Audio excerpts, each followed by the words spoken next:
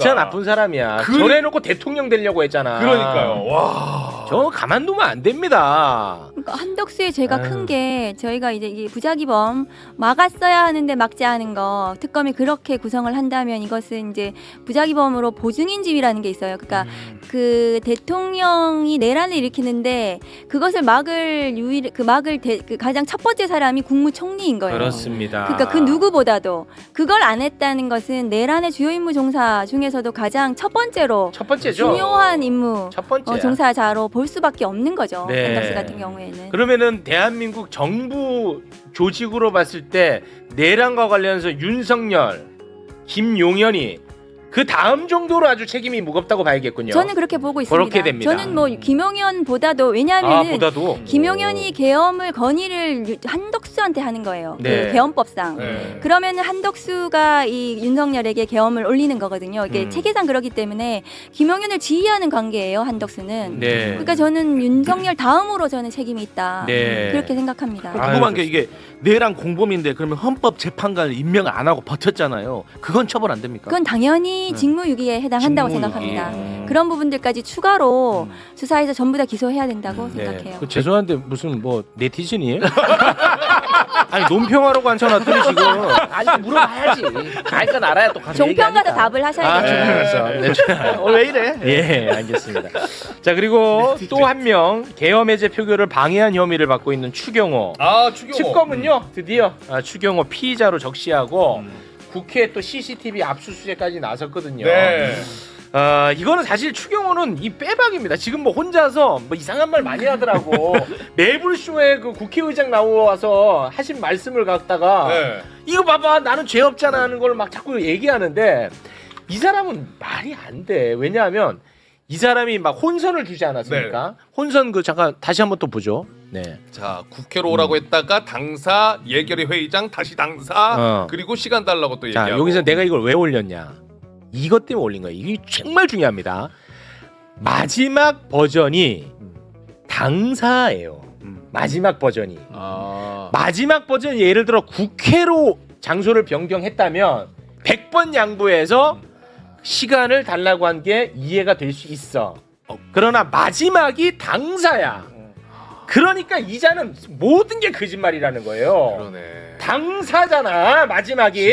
100번 양보해서 국회 해놓고 시간 좀 달라고 했으면 그래 뭐 너 말도 어느 정도 일견 타당하다라고 할 수 있어.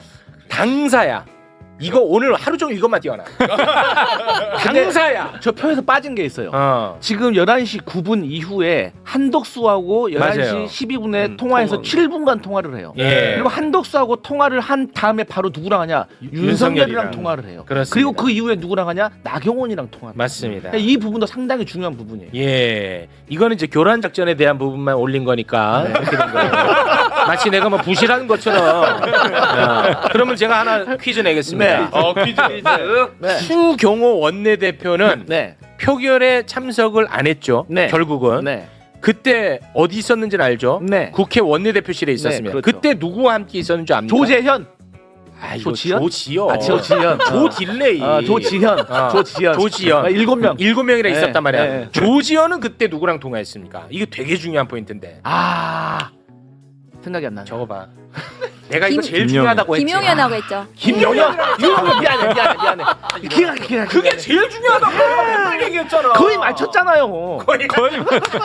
지금 와서 사실은 윤석열이 계엄 선포문 줬다 이렇게 시인하면 김영남 의원님 일단 영장 청구하겠죠? 하죠. 예. 네. 뭐 안 하기는 어려운 사안이죠. 그러면 발부될까요? 발부 가능성이 매우 높죠. 그러니까 한덕수 전 총리가 지금 와서는 뭐 일부 사실대로 이야기하는 것 같아요. 근데 구속영장이 발부되는 기준은 크게 보면 세 가지 기준을 들 수 있거든요. 첫 번째는 사안의 중대성이 있어야 됩니다. 뭐 경미한 거 갖고 구속시킬 수는 없으니까요. 근데 사안의 중대성이라는 측면에서는 뭐 두말할 여지가 없는 거죠. 이 내란과 관련된 혐의인데요. 그리고 사안은 중대한 건 인정되고 또 하나가 증거인멸의 염려인데 사실은 12월 3일 날 비상계엄 선포 당시에 국무회의 회의록이 없었음에도 불구하고 2, 3일 후에 만들어냈잖아요. 그리고 나서 허위 공문서를 만들어내고 그걸 또 나중에 없애요. 야, 그거 찝찝하다. 없는 게 낫겠다. 그러니까 허위 증거를 만들어냈다가 또 그거마저 없애버렸단 말이에요. 그러니까 그런 게 대표적으로 증거인멸이 실행된 거거든요. 그건 염려 수준이 아니고 증거인멸이 실행된 적이 있는 거죠. 그러니까 이제 와서 일부 사실을 이야기한다고 해서 구속사유가 없어진다고 보기는 어렵기 때문에 뭐 도주의 우려, 어디 도망이나 밀항을 하지는 않을 것 같다라는 건 차치하더라도 사안이 중대하고 증거인멸의 현실화가 됐으면 뭐 구속영장 발부 가능성은 매우 높다고 저는 봅니다. 한덕수는 생긴 게 특이해서 도망도 못 갈 거예요. 뭐 엄지손가락, 면봉 이런 얘기들이 나오는데 그건 뭐 어디 도망가겠어요. 근데 김유정 의원님 이제 와서 이렇게 이야기하는 게 참 정말 추접스럽다 이런 느낌이 들긴 하는데 이런다고 피할 수 있겠냐 이거예요. 판사들 얘기 중에 재밌는 게 있었어요. 형 진짜로 검찰총장 되는 거예요? 이런 걸 물어봐. 그래서 야 니네들은 그래도 보면은 그 가능성이 별로 없다는 거 알잖아. 그랬더니 아니에요. 우리 회사에서도 형이 될 것 같다고 되면은 정말 재밌을 것 같다고 얘기하는 애들이 많다. 난 정말 저도 크게 웃었어요. 판사들까지 내가 그렇게 생각할 줄은 몰랐어. 제가 궁금한 거는 뭐가 재밌어지겠다고 상상한다는 거예요. 그러니까 그 검찰 조직이 우왕좌왕하면서 이제 지들 아는 판사들한테도 막 물어보고 할 거 아니에요. 서로 얘기도 하고. 그러니까 그러면서 쟤들 당황하는 모습을 보는 것도 꿀잼이고. 그 다음에 제가 가가지고 몇 달 안 남은 조직에서 분명히 가만히 있지는 않을 텐데 그냥 일반적인 추측으로 볼 때 그럼 그거 구경하는 것도 재밌을 것 같고 뭐 이런 식의 얘기죠. 자 이제 말씀 들어보면 지금 오히려 검사로 몸을 담고 있거나 사법부에서 재판을 하는 이제 판사들도 차라리 이렇게 돌아가는 게 자기도 편하고 좋은 거 아니에요? 외압을 그렇죠. 받아가지고 뭐 특징을 봐주고 내가 그래서 승진하고 줄타기하고 이런 거보다는 자기 그냥 그럼요. 그러니까 양심대로 재판하고 양심껏 실력껏 그렇죠. 그렇게 하면서 평가받으면 맞습니다. 오히려 더 마음 편하고 좋은 거지. 그러니까 보세요. 이 기득권이나 이 카르텔이 얼마나 집착이 심한 건지를 단적인 예로 볼 수 있어요. 그러니까 검찰이라는 조직이 수사를 안 하고 기소만 담당하면 이 일이 줄어듭니까 늘어납니까? 줄어들잖아요. 아니 그럼 직장 생활하는 사람이 지 일이 줄어들고 봉급은 똑같이 나오면 당연히 좋아야 되는 거 아니에요. 근데 왜 싫다고 했겠어요. 그걸로 인해서 생기는 가외 수입이나 가외 이익이 막대하니까 내가 지금 잠깐 일 많아서 고생하더라도 조금만 고생하면 나중에 먹을 게 이만큼 더 생긴다. 그것 때문에 반대하는 거 아니에요. 자본주의 사회에서 경제적으로만 해석을 하자. 근데 명태균의 황금폰은 일단 검찰이 확보를 해서 디지털 포렌식을 마쳤기 때문에 그게 전부 다 특검에 넘어갔습니다. 넘어갔는데 명태균의 황금폰에 모든 게 있지 않아요. 폰을 바꾸기도 했고 본인이 지운 것도 있고 하기 때문에 실질적으로 본인 입으로도 윤석열, 김건희 녹음 파일 각각 한 개 외에는 황금폰에 녹음 파일이 없다라고 얘기하잖아요. 명태균이 황금폰에서 보험 차원에서 그 녹음 파일을 빼서 그러니까 자기의 휴대전화로 녹음한 것을 추출해서 USB에 넣습니다. 그러니까 우리가 지금 알고 있는 것은 명태균 USB에 있는 녹음 파일인 것이고요. 그런데 이런 사실들은 창원지검 검찰 수사 기록에 다 나와요. 명태균이 몇 월 며칠 몇 시에 뺐는지까지 그리고 녹음 파일 분량이 몇 분 몇 초인지까지 다 나옵니다. 근데 그게 이제 결국엔 세상에 나왔잖아요. 요거는 이제 김영선 전 의원에 대한 공천 의혹, 명태균 건은 어떻게 보면 그냥 뭐 여러 사건 중에 하나인 거죠. 근데 이거를 뭐 쭉 넓혀 보면 공천 전반으로 김건희가 거의 모든 공천에 영향을 미쳤을 거고. 근데 그걸 넓혀 보면 특히 2022년에 지방선거 및 보궐선거 때는 국민의힘 당 대표가 이준석 대표였어요. 근데 이준석 대표가 이제 저와 사적인 자리에서 본인이 자동 녹음을 당시 이용했고 녹음 파일들이 있다라고 얘기를 해서 자기가 대선도 이겼고 지방선거도 승리로 이끌었는데 근데 토사구팽 당했잖아요. 승리하고 난 뒤에도 왜 바로 공격당하고 면전에서 무시당하고 뒤에서는 한없이 까내리며. 근데 그래서 저는 이준석 의원한테 모든 것을 당신이 폭로해라. 명태균한테 끌려가지 말고 모든 것을 당신이 폭로하고 당당하게 대선에 나가면 이번에 안 돼도 당신은 다음 아니면 다음번에 승산이 있다라고 제가 조언을 했습니다. 개인적인 조언이죠. 그거를 폭로할 때 나한테 줘라. 이런 욕심도 있겠죠. 근데 꼭 제가 아니더라도 누구를 통해서든 어느 매체를 통해서든 그게 진실이 나오면 좋은 거니까 우리 국민들한테는 그렇게 얘기를 했는데 이제 이준석 의원의 답변은 저는 저한테 직접적인 공격을 하지 않으면 제가 그런 걸 할 이유는 없다 이렇게 얘기를 해서 근데 저는 그때 생각한 거죠. 아, 이 사람은 국회의원 자격도 없구나.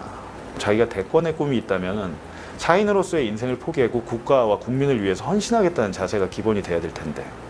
당선 그 이외의 목표는 없다는 생각으로 선거에 임하고 있습니다. 그런 정신 상태가 전혀 아니구나 라는 거죠. 그래갖고 제가 이제 하나 고마운 것은 제가 강남 불법 선거사무소 예화랑 그거 할 때 지난 대선 당시 윤석열 후보의 강남 사무실은 선거관리위원회에 신고된 공식 캠프가 아니라는 겁니다. 그거 하나는 윤석열한테 본인이 받았던 문자를 저한테 보내주더라고요. 그건 뭡니까? 그 휴대전화가 있다는 거잖아요. 그 휴대전화 2022년도에 자기가 당대표 할 때 사용했던 휴대전화가 존재한다는 걸 저는 알죠. 왜냐하면 자기가 받았던 윤석열한테 받았던 문자를 저한테 토스해 줬으니까. 그래서 저는 그때 알았죠. 아, 이준석한테 유력한 증거가 있구나 라는 생각을 한 겁니다. 만약에 이제 명태균의 황금폰이 있고 이준석의 황금폰이 있다면 전 이준석의 황금폰의 폭발력이 100배 이상 된다고 생각합니다. 그래서 지금 생각하면 이준석이 그걸 공개를 왜 못했을까요? 나한테 불리한 것도 있는 거죠. 공천이란 것은 김건희가 하자는 대로 당대표가 다 했을까요? 아, 그거 해드릴 테니까 요거는 제가 먹겠습니다. 제가 맡겠습니다 라고 하지 않았을까요? 아, 얘가 공개 못하는 것은 공범이기 때문이구나 라고 합리적인 의심이 들죠. 그래서 최근에 이제 강남구청장 조성명 전략공천할 때 문제점이 나오기 시작했는데 조만간 제가 생각해 보니까 그 조성명 강남구청장 공천 비리 후 뒷돈 의혹에 대해서 이준석한테 본인한테 물어본 적이 있어요. 생각해 보니까 그 녹음 파일이 어디 있을 텐데 한번 찾아서 공개하도록 하겠습니다. 건진법사와 관련된 건을 남부지검이 막을 이유는 없잖아. 근데 이건 증거를 완전히 인멸해 준 거거든요. 네. 그렇지 않습니까? 그렇죠. 그래서 뭐 김건희를 좀 막아주려고 했던 것 아닌가 이런 의심도 했는데 그런 와중에 지금 나오는 보도를 보니까 건진법사 있지. 네. 건진법사의 휴대전화에 검찰, 경찰 이력서가 있더라는 거야. 이력서가 핸드폰에? 그래서 인사청탁을 건진법사에게 한 건 아닌가 하는 지금 의혹이 제기가 되고 있어요. 아, 그래요? 그러니까 건진하고 검찰하고의 그 유착 관계가 생각했던 것보다 더 깊이 들어간 거 아닌가? 그래서 증거 인멸을 해주었던 건 아닌가? 이렇게 이제 연결되는데요. 아이고. 우리 검사님. 네, 제가 그 윤석열 감찰했잖아요.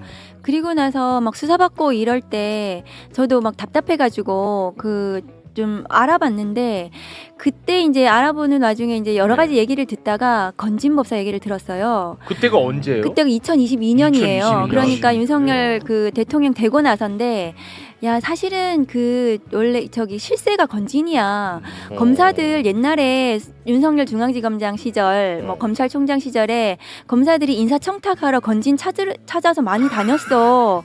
그런 얘기를 들었어요. 그래요? 그때 와. 그러니까 뭐 윤석열이 그때 이제 인사를 하는 거 아닙니까? 검찰총장이었으니까. 네. 뭐 물론 이제 법무부에서 하긴 하지만 거의 윤석열 판이었어요. 네, 그랬죠. 그러니까 윤석열에게 이제 그 자기가 어디 가고 싶다, 출세하고 싶다 이렇게 얘기를 어필을 안 하고 건진한테 얘기하면은 뭐가 출세가 되는 거였나 봐요. 와. 근데 저는 몰랐어요. 검사일 때. 그래서 와. 아, 그때 우리가 우스갯소리로 우리도 알았으면 그때 건진을 좀 찾아갈 걸 그런 얘기도 했는데 그때는 믿기지가 않았는데 지금 이제 압수수색으로 건진의 그 휴대폰에 그 검사들 이력서 나왔다는 거 보니까 네. 그 소문이 사실이었던 거예요. 와.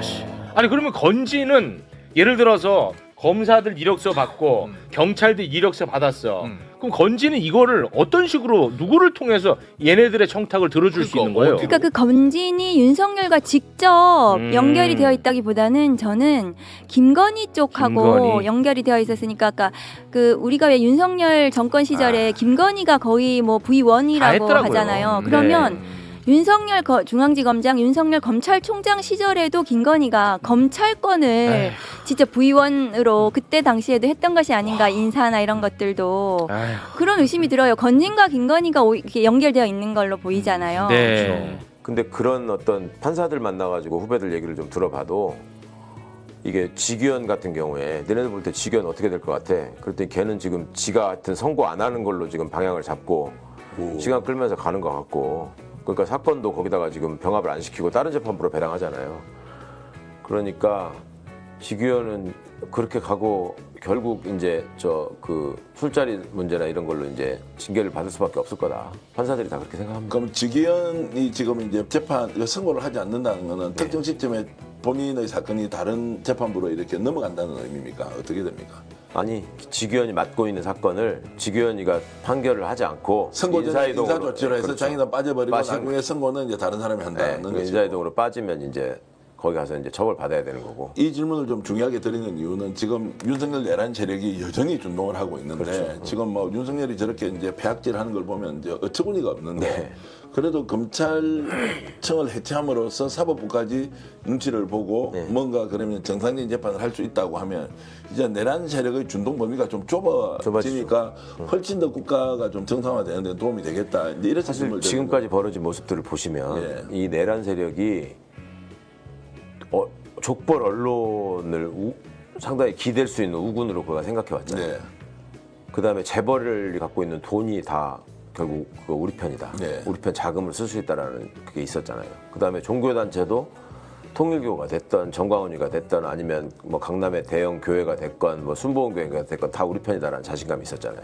그리고 최종적으로 어떤 문제가 생기면 법조가 우리를 보호한다. 검찰과 법원이 우리 편이다. 이런 생각을 가지고 저것들이 확고한 카르텔을 짜서 또아리를 틀고 계속 움직였던 거. 맞습니다.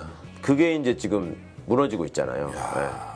그게 되게 역사적인 의미가 있는 거죠. 윤석열이 또 뭐 그 국민을 상대로 공갈을 쳤던데 사회적인 지위가 낮은 사람도 이렇게 내몰리면 안 좋은 선택을 한다. 안 좋은 선택 뭐? 나 이러면 극단적인 선택을 할 수 있어? 이런 얘기로 들리는데요. 특검이 모욕감을 줘서 안 좋은 선택을 유도하는 것 같다. 아이고. 지금 부부가 세트로 국민 협박합니까? 나 죽으면 이러면서?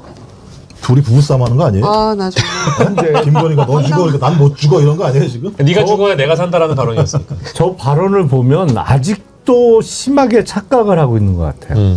사회적 지위가 낮은 사람도라고 얘기했잖아요. 그 얘기는 자기는 사회적 지위가 높은 사람이라는 그렇죠. 얘기잖아요. 내란 수계가 사회적 지위가 높은 사람이에요? 수계니까. 아, 수계라서? 아니 근데 범죄 수계가 사회적 지위가 높다고 볼 수 있나요? 범죄 사회. 그 범죄 집단에서는 범죄 높지. 집단에서 지위가 높다. 그러니까 본인이 아직도 착각하고 있는 것 같아.